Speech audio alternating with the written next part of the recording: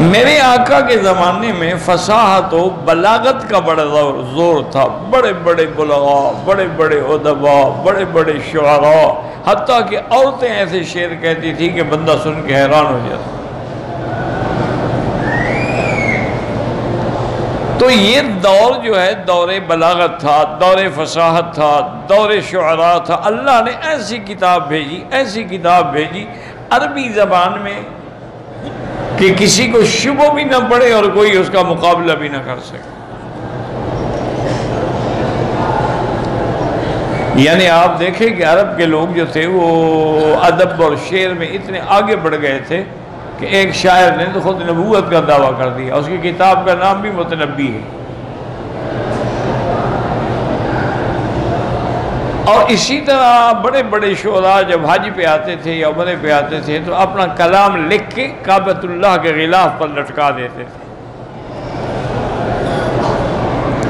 اس کو کہتے ہیں سبع معلقہ. آج بھی ہمارے مدرسوں میں وہ کتاب پڑھائی جاتی ہے ادب کے اعتبار سے. اور مقصد ان کا یہ ہوتا تھا کہ دیکھو جی یہ میرا کلام ہے، اگر کوئی اس سے بہتر کلام لا سکتا ہے تو وہ بھی لکھے. اللہ نے کسی مسلمان کے دل میں بھی بات ڈال دی. اس نے قرآن کی سب سے چھوٹی سورت جو ہے نا سورۃ الکوثر، وہ لکھ کے اس نے انا اعطیناک الکوثر فصل لربک وانحر ان شانئک ھو الابتر، یہ لکھ کے کعبے پہ لٹکا دیا. اب جو شاعر آئے ہیں، بڑے بڑے ادباء ہیں، دیکھیں کہیں یہ کس کا کلام؟ چونکہ نیچے کوئی نام تو نہیں لکھا ہوا تھا نا. شعراء تو اپنا نام لکھتے تھے نا کہ یہ کلام فلاں کا ہے، یہ فلاں کا ہے، یہ فلاں کا ہے. اس کے نیچے تو کوئی نام نہیں تھا. وہ کھڑے ہیں حیران ہو رہے ہیں کہ کیا یہ کس کا کلام؟ آخر جب ان سے اس کا توڑ نہ بن سکا تو اس دور کا جو ان کا سب سے بڑا شاعر تھا ربیعہ، وہ استاد الشعراء تھا. اس کے پاس گئے کہ جی آج تو ایک عجیب بات ہو گئی ہے کہ کعبۃ اللہ کے غلاف سے ایک چیز لکھی ہوئی لگائی گئی ہے جس کا ہمیں تو توڑ نہیں آتا، مہربانی کریں آپ پڑھیں. ربیعہ آیا، اس نے دیکھا، پڑھا، غور کیا، تدبر کیا، کہا بھی کاغذ قلم لے آؤ میں اس کا جواب لکھتا ہوں.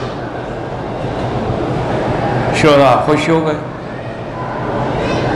انہوں نے کہا چلو کوئی تو آیا نا مقابلہ کرنے والا. تو اس نے جب کاغذ پر قلم منگوا لیا تو نیچے لکھا کہ واللہ لیس ھذا من کلام البشر، مجھے خدا کی قسم کسی بندے کا کلام ہی نہیں ہے. تو جب بندے کا کلام نہیں تو ہم کیسے مقابلہ کر سکتے ہیں؟ اعتراف کر دیا، اقرار کر دیا کہ یہ بندے کا کلام نہیں. اور پھر قرآن کی تاثیر ایسی تھی نا جی کہ جس نے بھی سنا لیکن نیک نیتی سے، لیکن اب قرآن تو آپ بھی پڑھتے ہیں لیکن جب تک دل میں یقین نہ ہو، توجہ کامل نہ ہو، اس وقت تک پڑھنے سے کوئی فائدہ بھی نہیں ہوتا اور سمجھ بھی نہیں آتا. علماء نے ایک ایک آیت پہ غور کرتے ہوئے راتیں گزار دی، ساری ساری رات جاگتے رہے، ایک آیت سمجھ رہے ہیں. امام شافعی رحمۃ اللہ علیہ ایک دفعہ صبح کی نماز میں جب آئے تو آنکھیں مبارک سرخ تھیں. شاگردوں نے پوچھا کہ حضرت یہ کیا ہو گیا، رات کو آپ سہران تھے، جاگتے رہے؟ فرمایا ہاں جاگتے رہے. کیوں؟ خیر تو تھی؟ انہوں نے کہا خیر تھی، بس ایک آیت پہ میری نظر پڑی تو اسی پہ میں غور کرتا رہا. اس ایک آیت سے میں نے 370 مسئلہ استنباط کیا. یہ تھے امام. یہ نہیں ہے کہ جس کو چاہو امام بنا دو. آج کل تو پرویز بھی امام ہے اور قادیانی بھی امام ہے اور چکڑالوی بھی امام ہیں اور پتہ نہیں کیا کیا فتنے اٹھے ہوئے. انا للہ و انا الیہ راجعون. اسی طرح ایک واقعہ ادبی لحاظ سے بڑا عجیب آیا ہے تاریخوں میں کہ ایک شاعر تھے ان کا نام قیس تھا. امرؤ القیس الگ ہے، یہ قیس الگ ہے.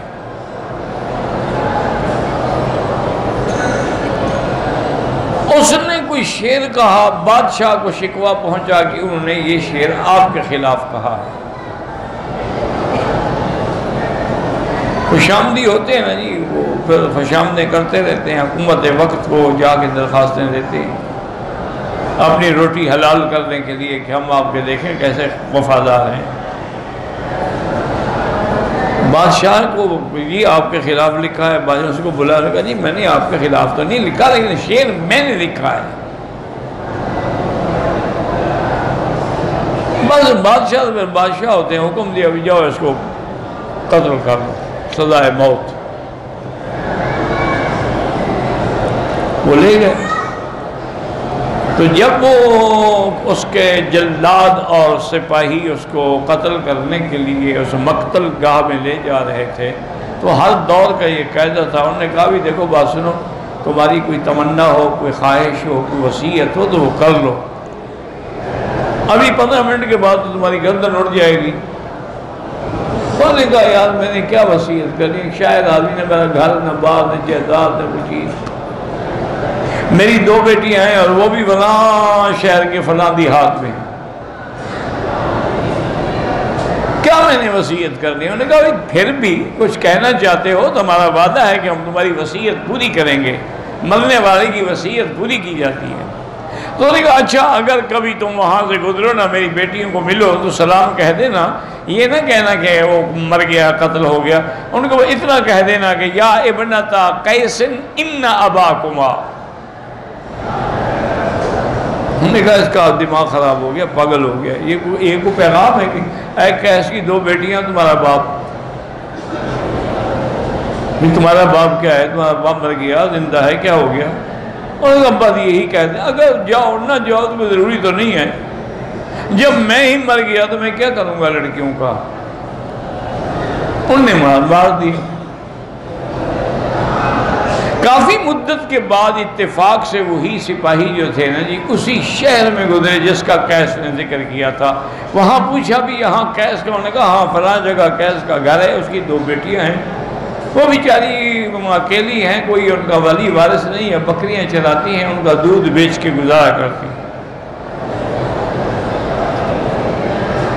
انہوں نے کہا یار آ تو گئے ہیں، ہم ان کی بیٹیوں کو یہ تو نہیں بتاتے کہ تمہارا باپ قتل ہو گیا، چونکہ لڑکیاں ہیں روئیں گی، غم ہوگا، بس اس کا پیغام ہم دے دیتے ہیں. وہ آئے، انہوں نے کہا کہ آپ کا باپ ہمیں ملا تھا فلاں شہر میں اور اس نے ایک پیغام دیا تھا آپ کے نام. انہوں نے کہا کیا کہا؟ انہوں نے کہا کہ یا ابنتا قیس ان اباکما.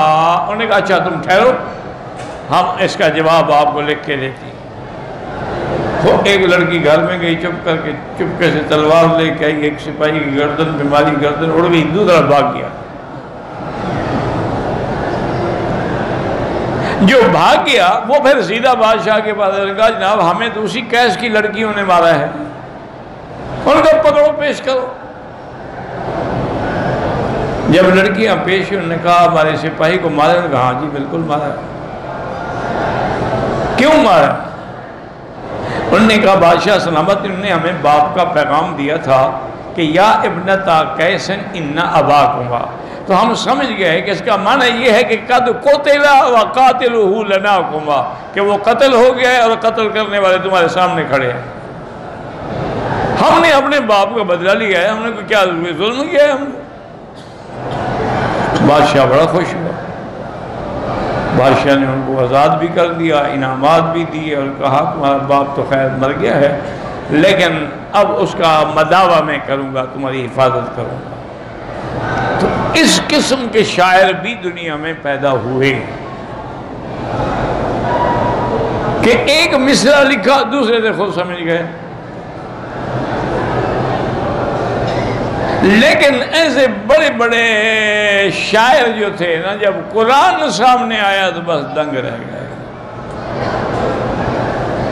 پھر ان کی بولتی بند ہو گئی. انہوں نے کہا اس کا مقابلہ نہیں ہو سکتا. اسی لیے قرآن نے چیلنج کیا کہ وَمَا هُوَ بِقَوْلِ شَاعِرٍ قلیلا ما تؤمنون ولا بقول کاہن قلیلا ما تذکرون۔ اللہ نے فرمایا بدبختو یہ کسی شاعر کا کلام نہیں، یہ کسی کاہن جادوگر کا کلام نہیں، یہ اللہ کا کلام ہے۔